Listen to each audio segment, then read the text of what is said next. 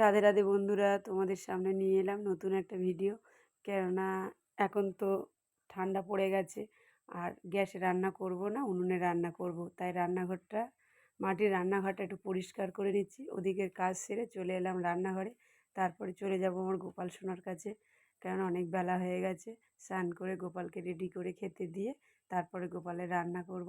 আর আজকের কি রান্না করছি সেটা দেখে নাও। আর আজকাল তো ডুমুর কেউ খায় না।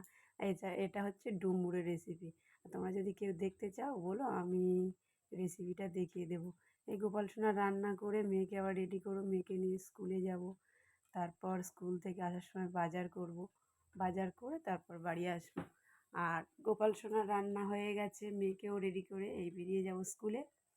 আর তোমরা সবাই দেখতে থাকো আমি কি বাজার করেছি। আর এই সবজি বাজার করে নিয়ে চলে এসেছি। বাজারের আর ভিডিওটা দিলাম না, দেরি হয়ে গিয়েছিল, তাই চলে এলাম বাজার করে নিয়ে। আর এই বাজার কি করেছি দেখো।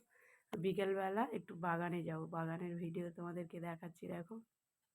আর সবজি বেশি কিছু লাগাইনি, অল্প অল্প সবজি লাগিয়েছিলাম। একটু ধনেপাতা, পালং শাক, গাজর, বিনস, বরবটি, সেগুলো একটু বড় হয়েছে, তার তলায় মাটি দিতে হয়, মাটিগুলো দিয়ে দিচ্ছে, আর অল্প একটু জল দেবো।